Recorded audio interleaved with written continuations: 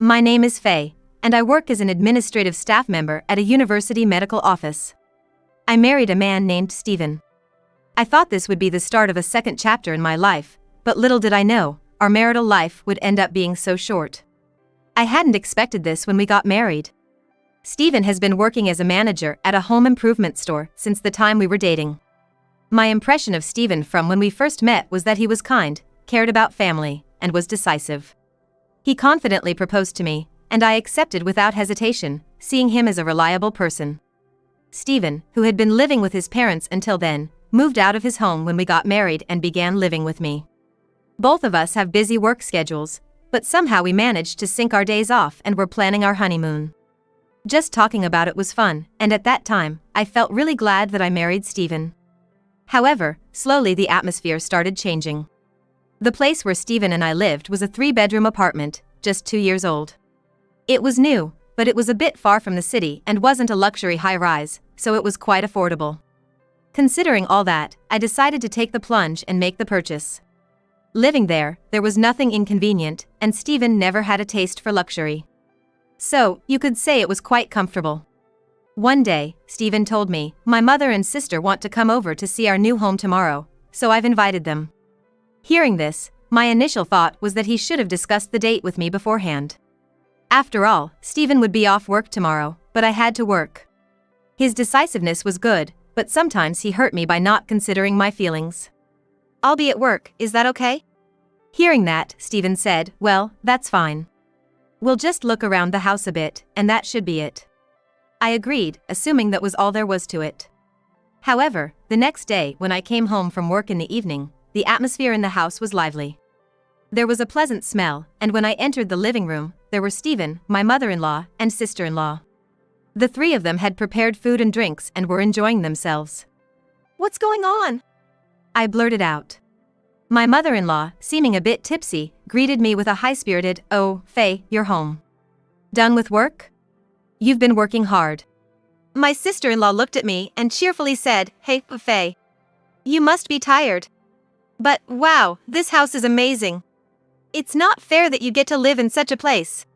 Steven was joining in the fun, and I was the only one in the room who was out of the loop. I was told you were coming for a house tour, but did you plan on having dinner as well? I asked, trying not to upset them, as what was happening was different from what Steven had told me. I felt a bit upset, but Steven, with a smile, casually replied, my mom and sister said they had plenty of time. So, we thought why not have dinner? Even though he said that, it was their time he was considering, not mine, and I wanted to express that. It's not like I dislike my mother-in-law or sister-in-law, but I don't want to be on my toes in my own home. However, Steven said, my dad is not around anymore, and it's always just the 2 of them. They need a change of scenery once in a while. He said this in a carefree manner. Hearing this, my mother-in-law said, Steven is such a kind boy. Faye, you should appreciate that you got to marry Steven, as if I was being taken care of by Steven. I wanted to retort, I'm working and earning too, you know? But then I thought, maybe it's okay to let them have a family dinner once in a while, so I decided to step back. I didn't want any conflict, and they had bought the groceries and prepared the meal themselves. But then, my mother-in-law said something that left me shocked. But, this fridge is stocked with good meat. High-quality meat really is delicious. I couldn't believe my ears for a moment. My mother-in-law and sister-in-law were clearly using our groceries. The alcohol and the snacks my sister-in-law was eating were exactly the ones we had bought. Huh? You didn't buy these yourself? When I asked, my mother-in-law replied, well, if you have this much in the fridge, there's no need to go shopping, right? It's a hassle to go to the supermarket. She responded without any hint of remorse. And then, to top it all off, she said, I'm tired now, so if you want to eat something, Faye, you'll have to make it yourself. I was genuinely angry at this whole conversation. My emotions were threatening to spill out. But somehow, I managed to suppress my anger and respond with a strange smile, is that so? Well, I'll take care of my portion then. Saying this, I headed to my room. However, it seems some of my emotions may have leaked out. When I closed the living room door, it made a slightly louder bang than I intended. Immediately after, I could vaguely hear my mother-in-law and sister-in-law talking. Oh my, is she always this rough? Is she okay? My sister-in-law chimed in, despite being in such a nice house, I wonder if Faye won't end up breaking something.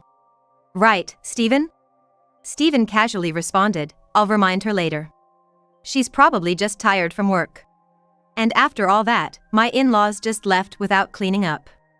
On top of that, Steven even came to my room and lightly scolded me, hey, what's with all the irritation?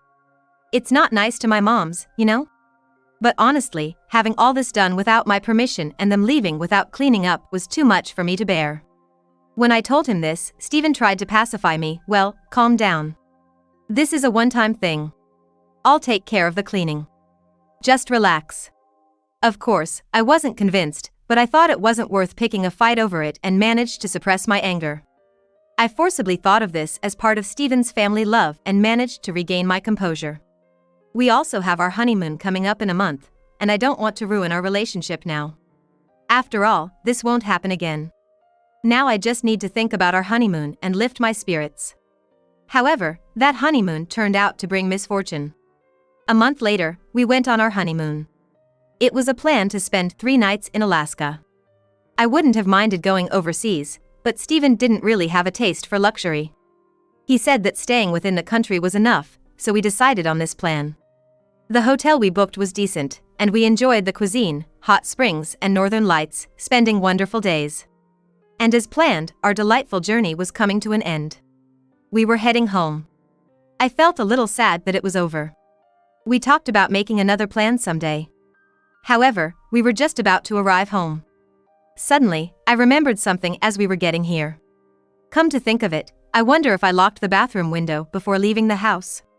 We live on the 4th floor of an apartment building, and the bathroom window is small, so I don't think there's any need to worry about a burglar breaking in. However, I remembered it out of the blue, and when I mentioned this to Steven, he casually responded, it'll be fine, my mother and sister are there. I was perplexed. Huh? My mother-in-law and sister-in-law are at our house now? I didn't hear about this. When I reflexively asked that, Steven, with a calm expression, said, oh? Didn't I tell you? They said they'd clean up while we're away.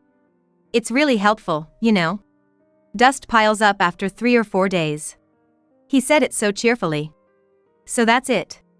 He had given the house keys to my mother-in-law without my knowing. When I heard that, I became upset again. From then on, I barely spoke to Steven and hurried home faster than usual. I couldn't help but worry about what was happening in our house. Upon arriving home and entering the living room, as expected, they were having another party. Moreover, dishes made from food likely taken from our refrigerator were lined up. Oh, you're back?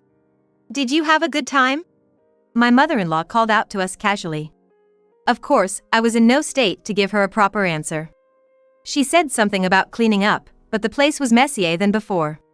And on top of that, there seemed to be more bags from my mother-in-law and sister-in-law. When I saw all that, I could almost hear the last straw breaking inside me. Enough! What are you doing? Please go home. This is our house. It's a problem if you keep doing as you please. I couldn't help but blurt out my frustrations. Upon hearing this, my mother-in-law said, oh Faye, why are you so upset? Aren't you in no position to say that? This is Steven's house, so there should be no problem whatever we, as his family, do. My sister-in-law chimed in with a somewhat arrogant attitude, that's right, Faye. If anything, we should have more right to live here than you. I just can't understand their way of thinking. Hey! I'm paying for this house too, you know. It's my house as well. So, I need you to get my permission too. I was filled with a feeling that I didn't want to hold back anymore. There was also a concern that if I didn't retort, they would get carried away. But what drove me further was the unexpected Steven. Hey Faye! You need to stop. How can you speak to my family like that? We're all going to live here from now on. Don't be so selfish. Upon hearing his words, I was momentarily stunned. Live with these in-laws? Was it decided without my knowing again? When that thought crossed my mind, I couldn't help but retort back to Steven. So, why do you decide on your own without telling me? Can't you consult with me at least once? Who's being selfish here? Don't be ridiculous. The cheerful atmosphere from our honeymoon trip was nowhere to be found. The room had completely turned into a battlefield. But it was Steven, as always, who put an end to the tension. Enough. If you hate living here so much, Faye, you can leave. He commanded, as if to finish me off. But his words had the opposite effect on me. They cooled me down. I must have come to realize that I couldn't go on living with these people anymore. And if that's the case, there's no reason for me to stick around with Stephen and the others. I could have asked Stephen, who said such a thing, "Are you sure about that?" but I didn't. However, my desire to avoid further involvement was stronger, so I allowed myself to say it casually, all the while grinning. "Okay, got it. I'll be out of here in no time." I don't think my mother-in-law and sister-in-law understood why I was smirking, but they'll find out eventually. Afterwards, I quickly packed up only the essentials and left the house. Stephen's parting words were, "Cool off for a while," but I was already cool and had no intention of returning. He seems to think I'm coming back. I contacted my parents, asked to stay with them temporarily, started preparing for divorce, and began looking for a new place to live. Stephen tried calling me a few times, but I ignored him because I was busy with various things. But after about 2 months, I had settled into my new place. Remembering that I still had belongings at the house I shared with Stephen, I decided to take his call for the first time in a while. And right away, I could tell that he was panicking. "Faye, finally. What are you doing? Come back, now." He repeated this in a rush. That's right, Stephen thought I was coming back, I remembered. So, I answered firmly. "No, I'm not coming back. Actually, I've already filed the divorce petition and consulted a lawyer. Let's talk about the property division." He was stunned. "Huh? Divorce? Please, not that. I can't deal with that right now," he pleaded, becoming even more frantic. To be honest, I had a pretty good idea of what was going on. When I asked, "What's the matter?" he replied, "I'm broke. I'm already in debt. So come back quickly." Well, that was to be expected, I saw it coming. He must have thought he could afford to kick me out because I would come back. But sorry to disappoint, he was wrong. Stephen wasn't making much to begin with. I think his take-home pay was about $2,000 a month. But the monthly mortgage for the condo we bought was $2,000. So how was he paying for it? I was paying $1,500, and he was only putting in $500. I was earning over 3 times his salary, so that wasn't a problem. That's why I was covering all the other expenses, like utilities and groceries. Even our honeymoon had to be modest because he said he didn't have any money. I realized at some point that he didn't lack expensive tastes, he just simply didn't have the income. So once I left, he had to pay for everything on his own.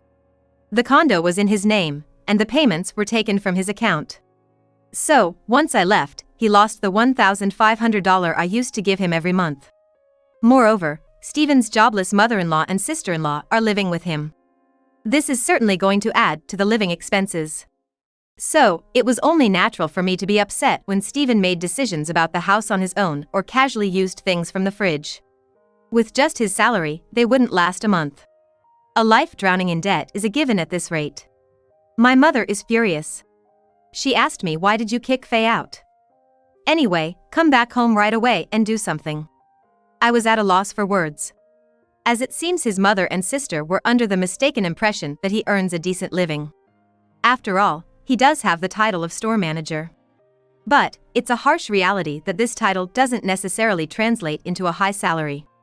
We bought a somewhat decent condo, and they entirely believed that Stephen was the one who paid more. It's pitiful, and there's no other way to describe it but foolish. Furthermore, it turns out that the mother-in-law, having used up all her deceased husband's assets, ended up rolling into my house broke. She and her daughter had been living in a rented apartment but seemed to have properly terminated that lease. What a family, right? There are moments when I'm mortified to have any familial ties with them. Now, I really want to settle our divorce as soon as possible. Just go ahead with the divorce process with your lawyer. Then, I'll consider the financial aspects. Upon hearing this, Stephen said, "Oh, really? Okay, all I need to do is just filling out the paper with my lawyer and sending back to the court, right?" with a voice that sounded as if he had been saved. Our divorce was finalized without any issues. I visited my previous residence to organize my belongings. After I completed the shipping procedures for my luggage. Despite his mother and sister being present, Stephen said to me, "Phew, you really saved me, Faye. I'm already $10,000 in debt. If things continue as they are, it's going to increase by another $5,000 this month. I was shocked at how quickly he accumulated so much debt. Apparently, his mother and sister have extremely poor spending habits. Despite this, they have no shame and are grinning while relying on my wallet. So, I said, "Well then, about the money. How about your mother and sister start working? If 3 people work, it will somehow work out, right?" Stephen and his mother were caught off guard by this. "Huh? Aren't you gonna help us out? What's that supposed to mean?" Stephen asked, to which I calmly replied, "What's that supposed to mean? That should be my line. Why should I pay for your living expenses? Earn your own share." I didn't say I would pay, I said I would think about it. So, I came up with a way for you guys to live here. They all started to create a ruckus, saying, "This isn't what we agreed upon. Are you really our daughter-in-law?" So, I said, "I'm not your daughter-in-law anymore, so good luck." I then got into my car and left my former residence. After a while, my mother-in-law and sister-in-law reluctantly started looking for work, but due to their laziness, they didn't get far. In the meantime, the loans keep coming and the living expenses keep piling up. Despite this, they have extravagant tastes and Stephen's debt just keeps increasing. He eventually borrowed from some dangerous places. It seems that even now, they live in fear of debt collectors. On the other hand, I can finally use the money I've earned for myself and am enjoying hobbies and traveling. When you lead a fulfilling life, it makes you even more motivated at work. One day, a doctor at work approached me and said, "You're really glowing recently, Faye."